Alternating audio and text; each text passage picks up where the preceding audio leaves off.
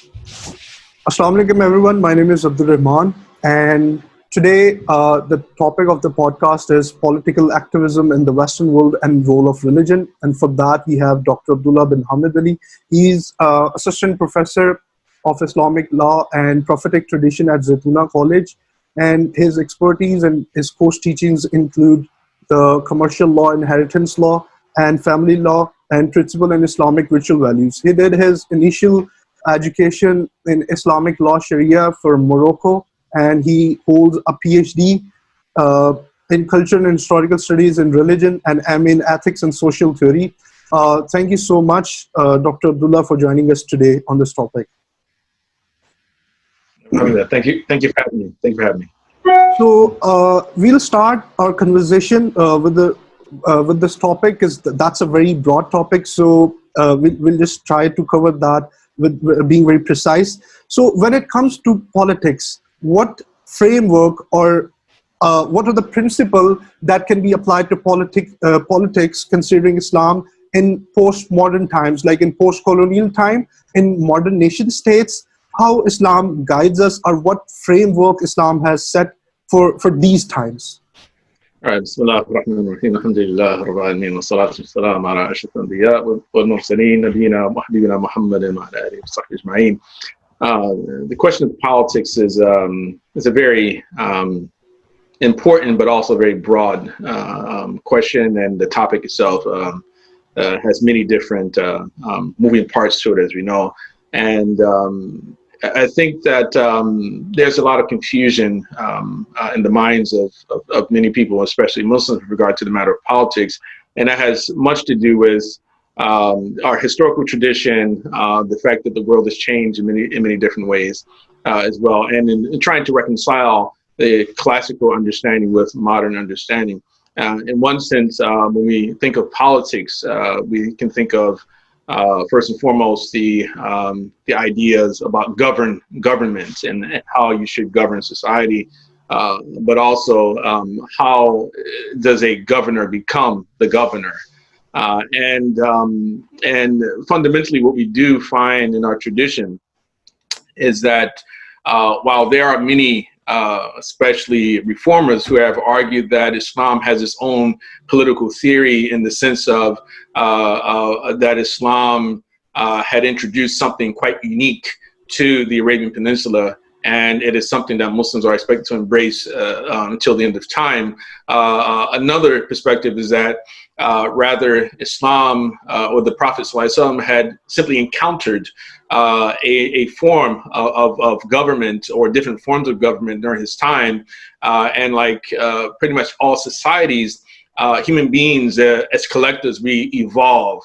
So fundamentally, of course, we see this, of course, in Western political thought, talk about how different types of communities, they evolve from despotism into much more egalitarian types of existence. Of course, there's a theory more than anything else. You know, realities are something different, quite apparent. I think by this time it should be, but the basic points when we think about Islamic tradition is that, I would say that I'm of the position that the Prophet ﷺ had a few recommendations in the area of government, and those recommendations are not. Some of them are unique, but most of them are common sense or types of recommendations. So, for instance, you find the Prophet ﷺ emphasize the importance of appointing individuals who are qualified, or the most qualified, to different positions.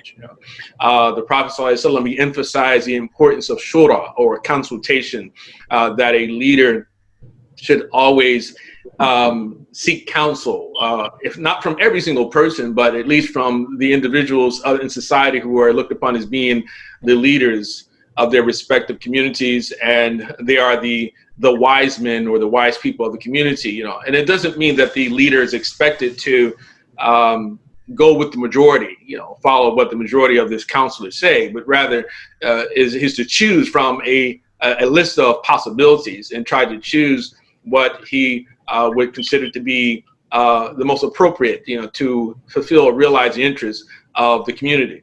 So those are two things. The Prophet, he emphasized, as I mentioned, he emphasized the importance of qualifications, and emphasized the importance of the moral integrity of the governors. He emphasized the importance of shura, and he also discouraged people from being covetous of power. That's another thing too that we often overlook about the prophetic tradition, and especially in current times.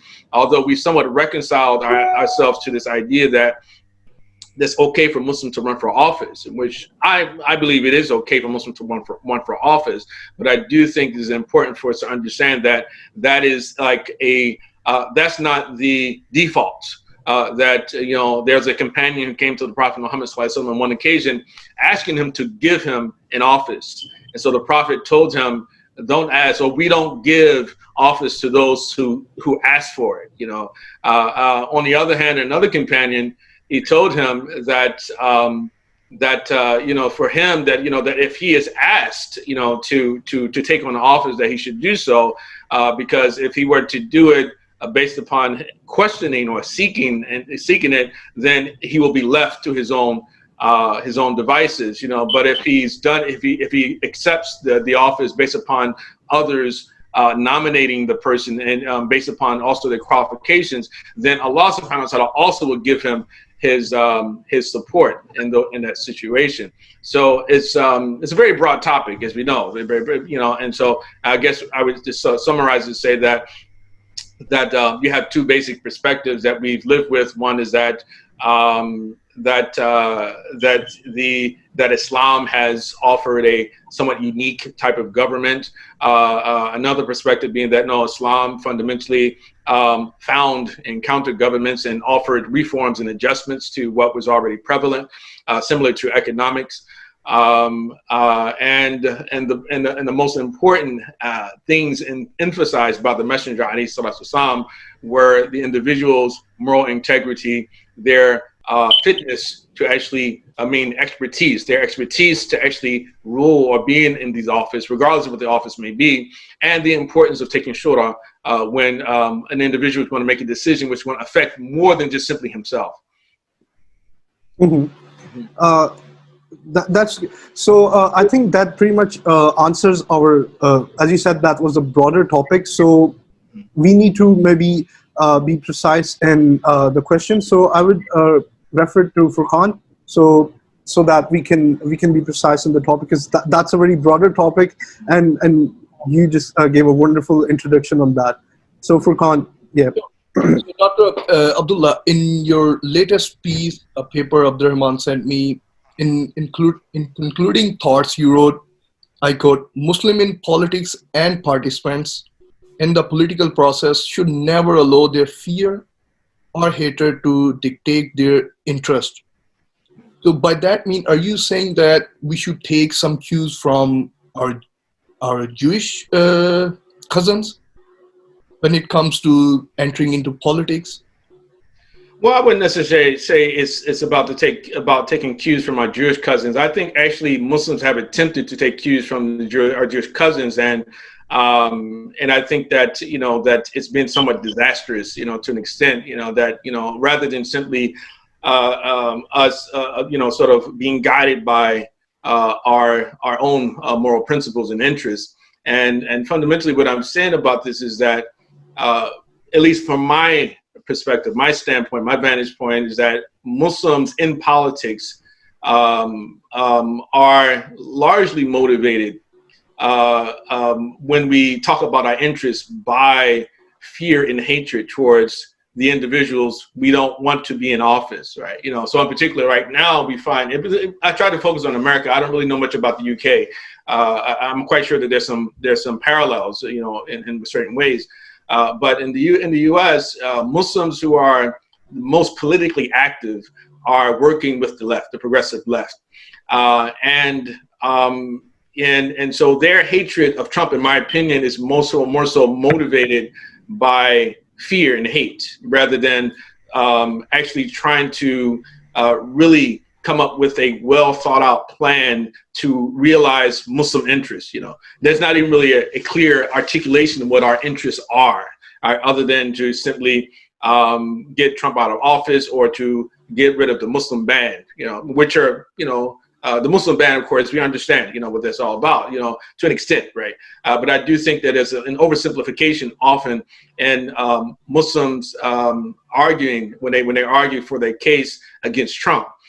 So fear and anger, they blind people. The Prophet ﷺ tells us that the strong person is not the one who can physically overpower another person, that the strong person is the one who can control their anger, right? Who control themselves when they're angry. When the man came to him, he asked him, he said, well, give me some advice. And so he said, don't be angry, meaning don't act on your anger. And I do think that happens quite often in our community. Or fear as well, that the Prophet tells us that the worst characteristics that any person can have are excessive fear and excessive miserliness, being, overcome with fear, leading to the point of cowardice, and then also being a stingy person. If you are stingy, then you're not going to provide assistance to those who need it, right? The poor and others, and if you're a coward, you won't defend physically those who actually should be defended, right? So we have to be people who, if we are to delve into the political realm, right, and make claims that we're trying to fight against injustice, right, then we won't be able to do that well if we are ruled by the very types of thoughts, emotions, and impulses which lead to injustice, which are fear, anger, among other things. So that's really my point. Yeah. So, further breaking down, that you just read, rather than just hating other persons or other tribes or parties' vision, we should actually come up with our own interest, right? Yeah, right. Exactly. Yeah, right. So always emanate from that point. Yeah. Exactly. Rather than giving a blanket check to Democrats or any other party, regardless of any country. Right. So I also read your paper. You mentioned making an alliances with LGBT communities. Isn't that a very contradictory statement? In what way? How is it contradictory? I mean, what do you mean by making alliances with them? You're saying that I'm suggesting that we should, or? So that's what I would like you to explain, when you say about making alliance with LGBT, what exactly you mean by that? And what are the consequences for that? Yeah. Because there will be pros and cons when we say making alliances, because we have to agree to theirs, because they'll have some bargaining on the plate. So we have to agree on to their demands, and also, they'll put some eggs in our basket too. Well, yeah, again, see the issue of allyship, a true alliance is one where there is this give and take, but I don't see that personally in the so-called alliance between Muslims and the LGBT community. As I stated and articulated in the paper, is that I see more of Muslims, being under the umbrella or on the leash of the LGBT and progressive left. Whereas when a true alliance is, okay, we have shared interests. So what is that shared interest that we have, that ourselves and the LGBT community have? You have to find those interests. Right, exactly. So what are those? So like the claim is made that what the shared interest is that all of our communities is under attack from the right, they want to take away our rights. Okay, which rights? Okay, the LGBT claim that they have certain sexual rights, certain other rights. And Muslims claim that, for instance, the fact that, say, for instance, Trump has initiated the Muslim ban regarding 7 out of 50 Muslim majority countries, and so among other things, right? So in that sense, okay, we ally ourselves, However, those issues weren't brought to the forefront necessarily by Muslims, or let's say that up to this point, there hasn't been any movement, right? You see, on the Muslim ban, because of the approach that Muslims are taking, which has been dictated to them by the left, which is say that where we have to be anti-Trump. We can't work with Trump, right? Trump is the one who can lift the Muslim ban. So how is it that you can't work with Trump? Well, I can't work with Trump because the left, they're telling me that I can't work with Trump, right? And then in the meantime, I'm advocating for their morality, their sexual morality, and I'm not allowed to criticize it publicly, right? They're not advocating for our sexual morality, you see, so it's not an equal sharing on both sides is not a true alliance. You know, it's just simply us. You know, More about they're bidding. it's more about working issue by issue rather than having a proper thorough alliance, which we may not agree to all of their points. Right, exactly, right. Yeah, and you don't have to. It's like, you know, there'll be points in an alliance where, let's say, for instance, you know, let's say, all right, we can agree that the Muslim ban is unjust. You know, if let's say that, considering that there's, you know, it's only motivated by racism, as people say, right? Okay, so let's just say the LGBTQ say, okay, we're going to help you, right, to try to overturn the Muslim ban, right? So yeah, we can come together, even with LGBT people, right? I don't have a problem with that personally, you know. But when they come around and say, listen, okay, we want to pass legislation that actually says that a person it says that everyone, for instance, they should be utilizing special gender pronouns, right? You know, or we want you to help us to advocate or normalize the idea that a man who is transitioned to a woman is a real woman, right? You see, and so Muslims, oh, well, they helped us, and we might as well help them too, yeah, right? Yeah, but no, it doesn't work that way. You can say, listen, we're fine, we can work with you on this, but we can't work with you on that. But that's not what we see from the community. Go ahead, Rahat. You can continue. Yeah. So, Dr. Abdullah, thank you for joining us. My question is that, so what are the options that we have then, like with the right having a very aggressive policies regarding the immigrants, and then regarding especially the Islamophobia, and then with the left we have all these other issues, including the LGBT rights, and so what are the real options for Muslims in this country?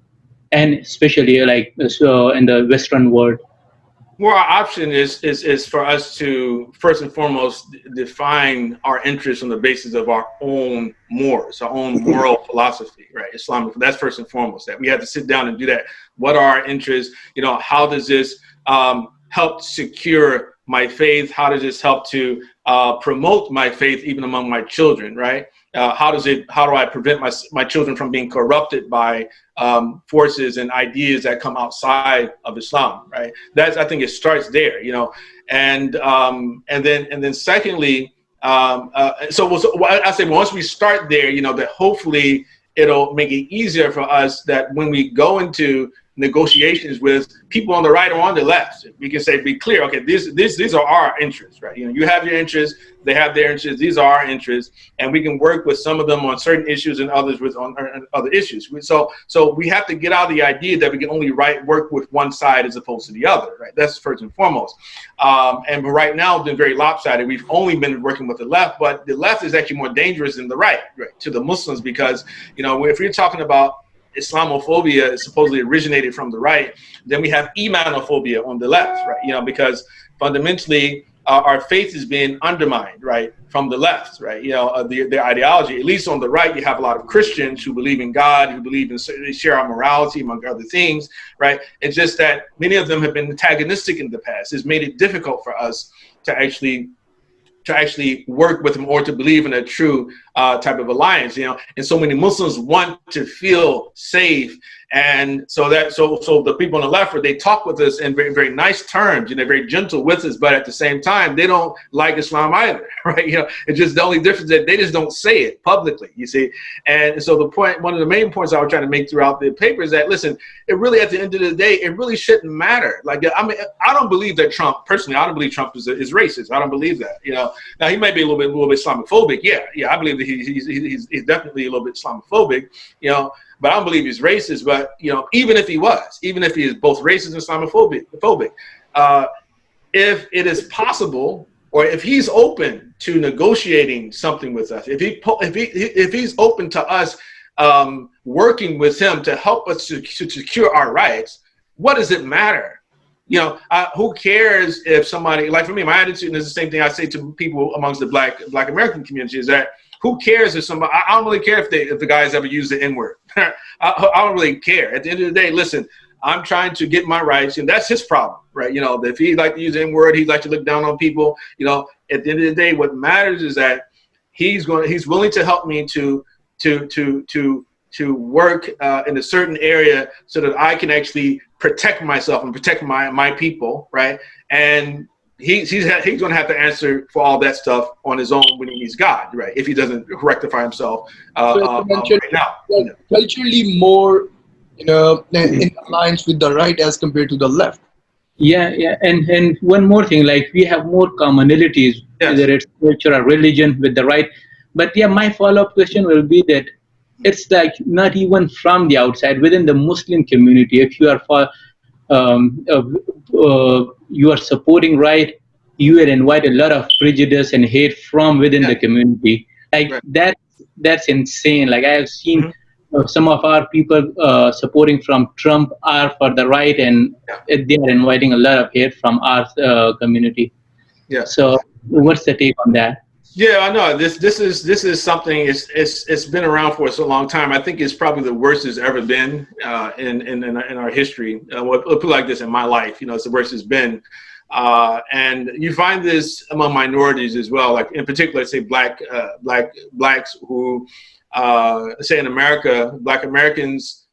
You have more than 80% of Black Americans who vote Democrat and been voting Democrat for a very long time, even though the condition of the inner cities is largely due to the policies of Democrats, right?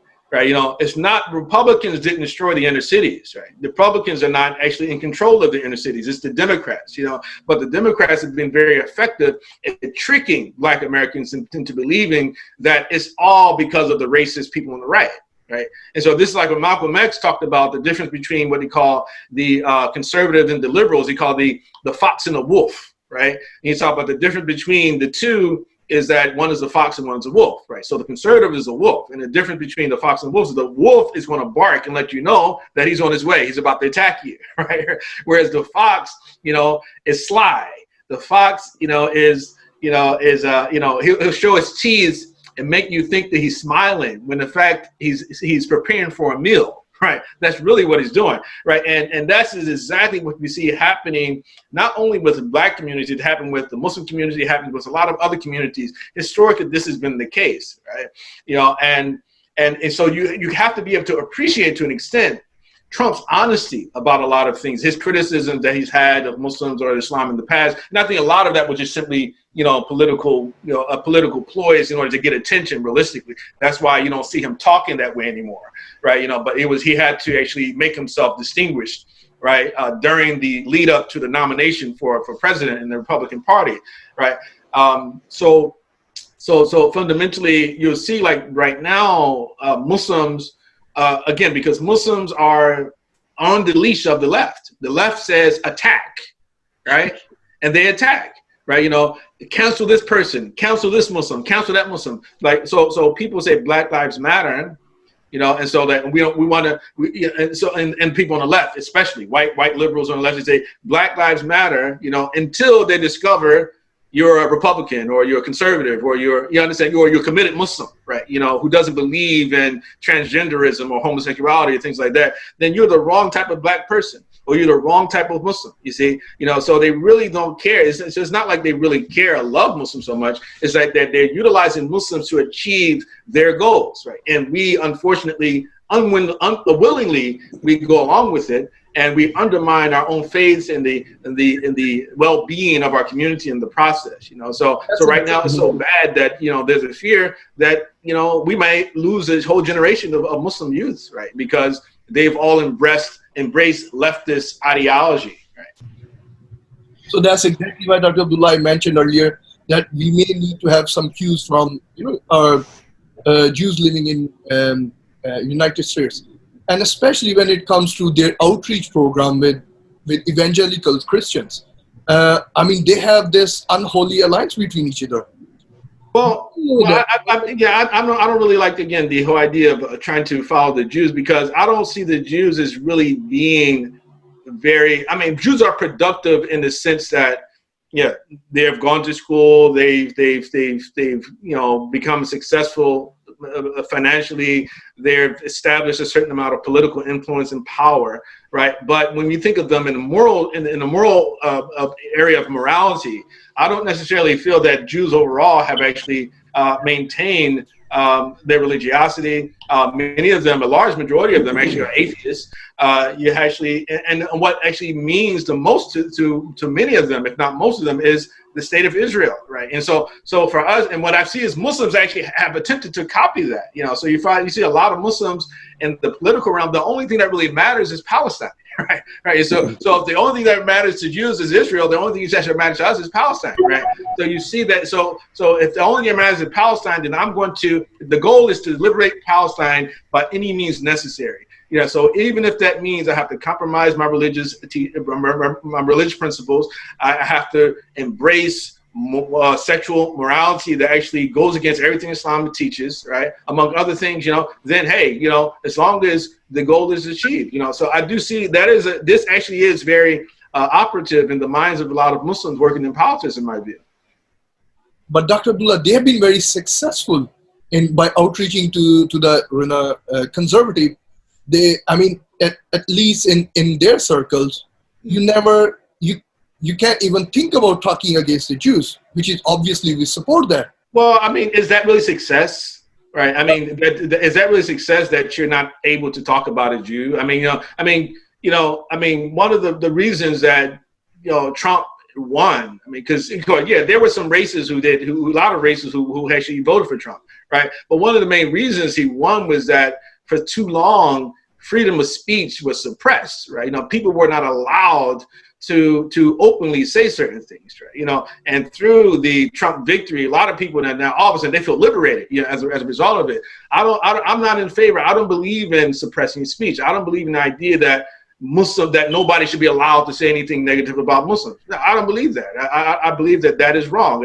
So if people should be able to criticize Muslims, perhaps even criticize Islam. Okay, let's have a debate. Free society promotes free society, but I'm not saying I don't believe that that it's okay to attack the prophets or something, anything like. No, I don't believe any of that.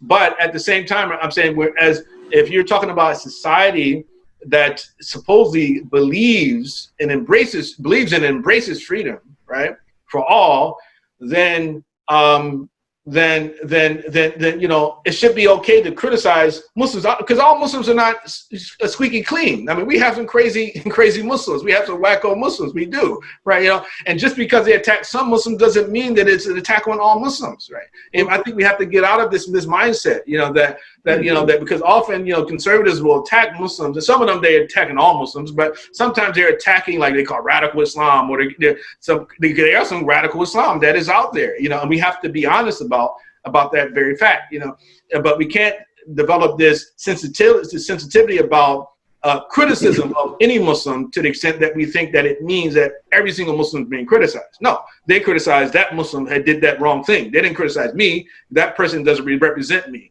And so we start talking about success, the success of the Jewish community and the outreach. I think that one thing that is missed in this particular equation is that many of the Christians, the evangelicals, and others, that they also have political aspirations. They have political interests as well, right? And many of them are their ideas about both Muslims and Jews originate from their scripture, right?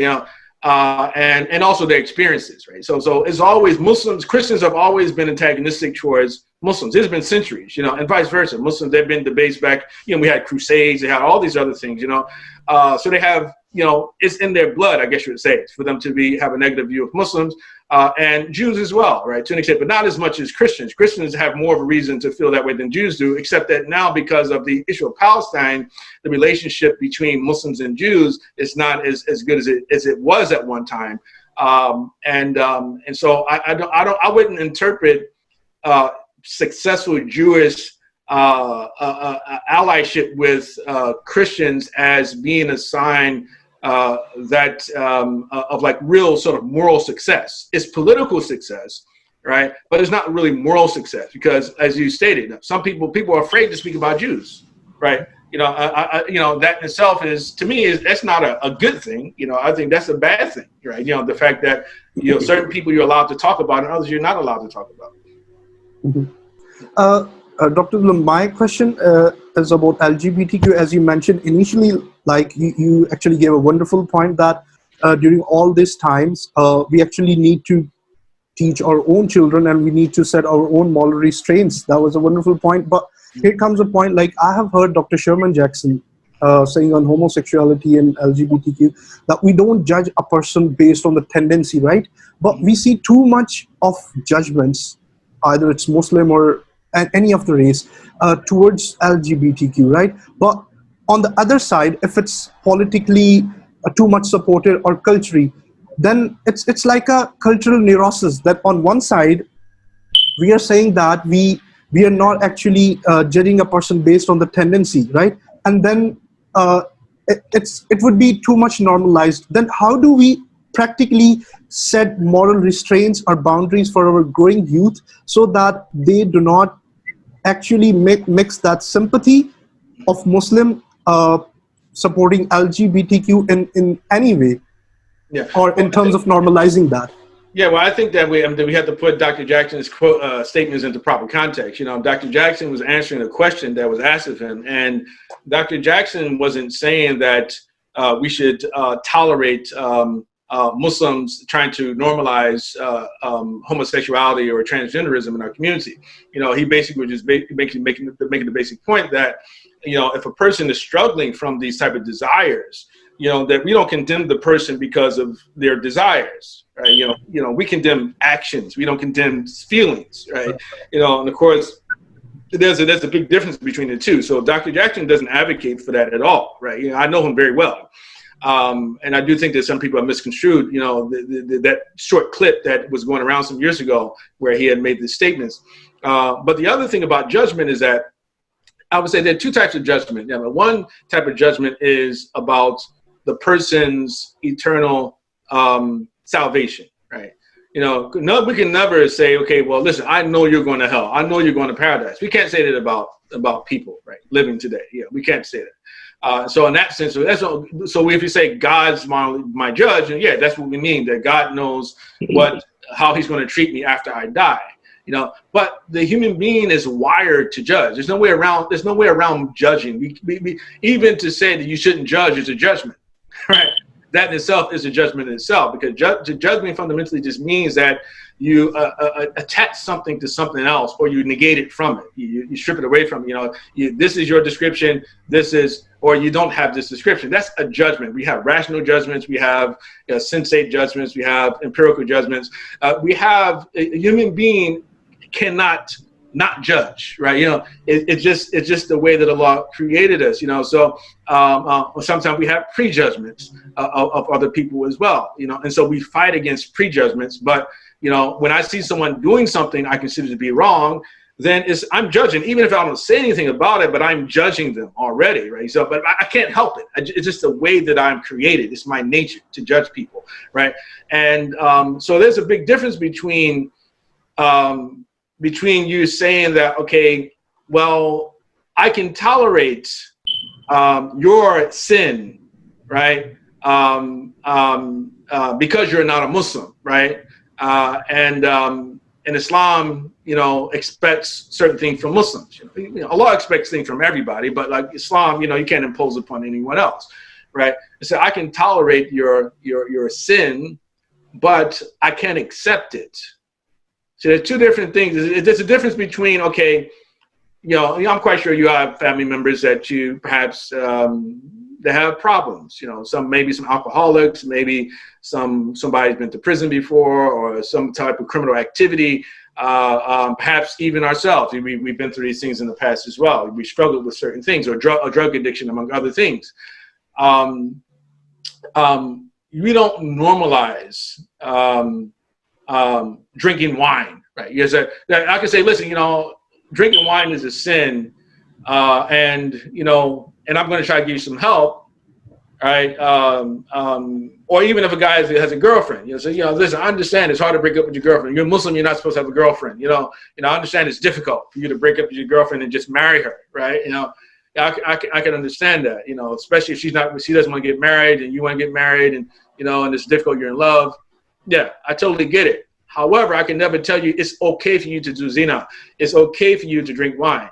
It's okay for you to commit fornication and adultery. It's okay for you to commit sodomy. No, I can't endorse that, you know. So it's one thing is for me to say, okay, I acknowledge that you're doing something wrong, Islamically wrong, right?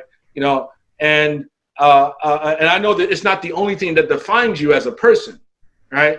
Right. There are other things that you have going on that make you a human being, and I acknowledge all those good things. But this one's that's a nasty part of your character, you know. And so I tolerate it, and I still interact with you. I treat you like a human being, but I'm never going to validate what you do. Right. Whereas you see happening right now is validation, normalization. Right, and it's caused a lot of confusion in the minds of the millennials, especially, you know, where to the extent that they think that Islam is like some oppressive religion, right? You know. So, Dr. Abdullah, we will start from. There's a very important question, and it's very related to the first part of the question that I asked about, like, modern nation states.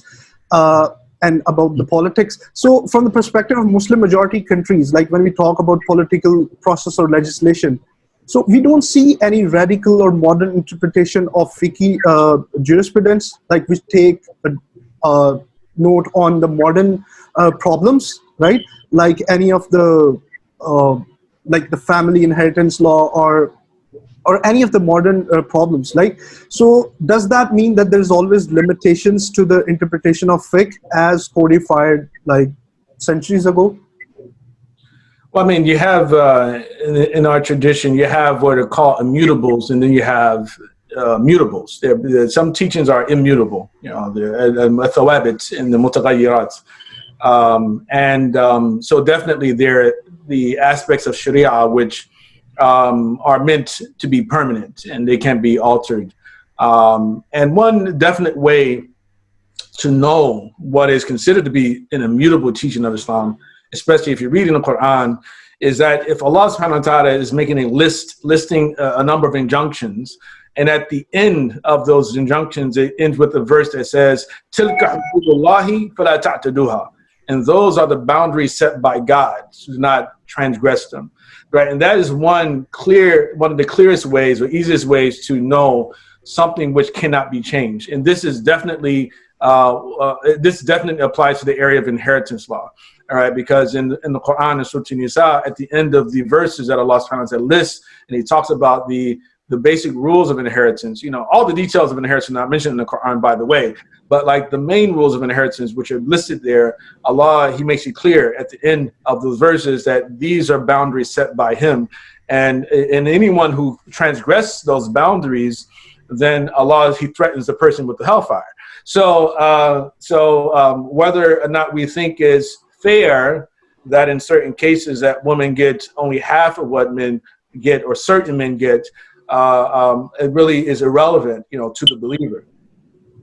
So because there's I believe a law passed in Morocco, I believe, and that's like the inheritance law which give men and women equal share. Right. Right, exactly. And so you have this issue of government intervention into these issues, and as a matter of fact, imperialist external intervention, where you have European nations, Western nations who are pressuring you know, growing nations or third world nations, second world nations into adopting certain types of legislation, you know, sort of age limits for marriage, the issues of trying to establish equal equality between the sexes on a number of issues, and they threaten them with type of boycott or you know, sanctions and things like that, or they threaten to not give them certain types of funding that those governments are looking for if they don't change the laws. Now, the interesting thing about laws is that you can change a law, but it can really just simply look like it can simply be a cosmetic change at the end of the day. What most people don't realize, at least it seems to me that most people don't realize, is that when we start talking about matters of injustice, most injustices happen in the area of law enforcement, not in the area of law, right?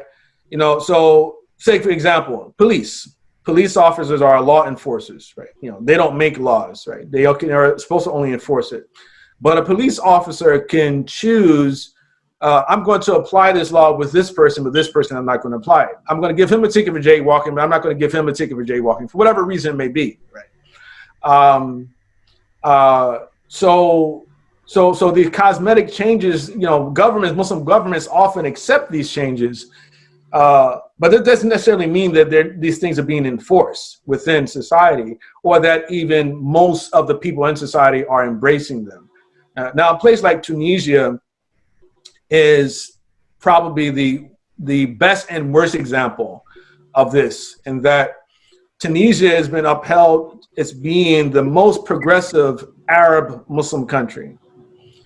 But when you look at, for instance, the divorce rate, you look at suicide rate, abortion, drug abuse, so many other things, they're also the worst. They're in the worst condition of all of the Arab Muslim countries as well, because of this attempt to be more like Western democracy or country, right? Well, Morocco, you know, of course, you know, these things pass, but you have scholars, you have people among the masses who are not, they don't embrace these changes, right? You know, but many of them, they tolerate them, they understand where they originate from, right? And so it just, a lot of these things are simply done to give the impression that something really has changed. And to an extent, when we even think about democracy, to be totally honest, is that when we think of democracy, we like to think about what they call the sort of the end of history, you know, and it's like, well, democracies are very corruptible as well, right? You know, very corruptible, and we see that today. You know, the elite, the financial elite, always find a way to make governments do their bidding, you know, and make them prefer them, right? So democracy is not truly working. Those who truly are in power are not the individuals who go to the ballot box, you know, but those are individuals who have large sums of money, and they're very organized, and they're able to put certain people in office and take them out of office at will, right? Because of their financial influence. Mm-hmm. Okay, so I have a last question, and it always confuses me, regarding the divorce laws, right? There's a time period of 3 to 4 months, I believe, after divorce that the woman has to stay. So the wisdom behind that is to know whether she has conceived or not. So if in modern times we have we have too much technology, we have too much advancement in medical technology, and we can have the reports and the tests if she has conceived or not. So still in that case, the time period would remain after the divorce 3 to 4 months? Mm-hmm. Well, again, when we say the wisdom, you know, we have to be careful, right? You know, this may be a wisdom, right, in certain cases, right? Unless Allah subhanahu wa ta'ala says expressly, this is why I said do this, we can't, you know, we're just simply speculating about what Allah's intent is, right? And so we have to be very careful when it comes to this, because we don't know the reason for many of the actual laws that are given to us by Allah subhanahu wa ta'ala. And this is a common example I bring up with my students is, prayer. And why we pray? Why 5 prayers? Why not 10? Why not 15? Why not only 1? Why do we have to pray in the way that we pray? Why we ruku, the sajda, raise the hands? Why we move the finger, point the finger? I mean, you know, why? Why 3 rakats for Maghrib and 4 for Isha, 2 for Fajr? Why the first 2 rakats you recite out loud, and then the second 2 you recite, you know, you don't recite out loud. I mean, so these are things what the ulama they call ahkam ghayr ma'qulat al-ma'na, that these are judgments which are of indiscernible ratio legis, right? You can't discern what the actual reason behind the ruling is, why this is compulsory, why this is recommended, why this is haram, right? Yeah. But then there are other injunctions where there's enough information that we can say, well, yeah, you know, this is most likely the reason, or this is exactly why, because Allah said it expressly, or the Prophet said it expressly, that this is why this is what it is. When it comes to the matter of waiting periods from divorce or from a death of a husband, we don't have those type of indication. We don't have that type of information, right? But many of our scholars have said, okay, in the case of a woman who still has her menstrual cycle, right, that one of the wisdoms we get from it, we learn from it, is that you're able to determine, right, whether or not the woman is still pregnant. Now, of course, one can say, well, you can learn that after the first period, right, goes. You don't need 3. Why need 3? So again, it leaves us in this quandary, right? Once again, or what about women who reaches menopause? Right? Well, she still has to wait 3 months, right? She can't have any babies anymore. So which actually lets us know that can't be the reason why Allah Subhanahu wa Taala says wait 3 months. Often Allah he gives us something just for a test to see if we're going to do it. Right, was it Musa alayhi salam? He comes to the children of Israel, and after the man is killed, and they said, we want to know who killed this man. He said, ask Allah. And he said, well, Allah says, kill a cow. What? Right? I mean, and they were just, what are you talking about? We want to know who killed. Yeah. Oh yeah. And Allah said, do what He says, and then you'll find out. We said first thing, go kill a cow. Right?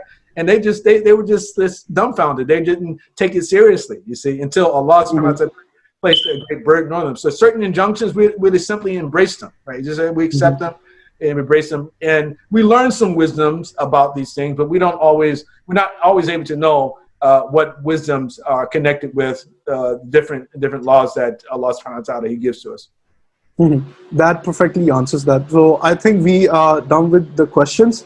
And it was a wonderful conversation. And thank you so much, Dr. Abdullah, for joining us. It was an honor talking with you and learning from you. Thank you so much. Thank you. Thank you. My pride as well. Have a good day. You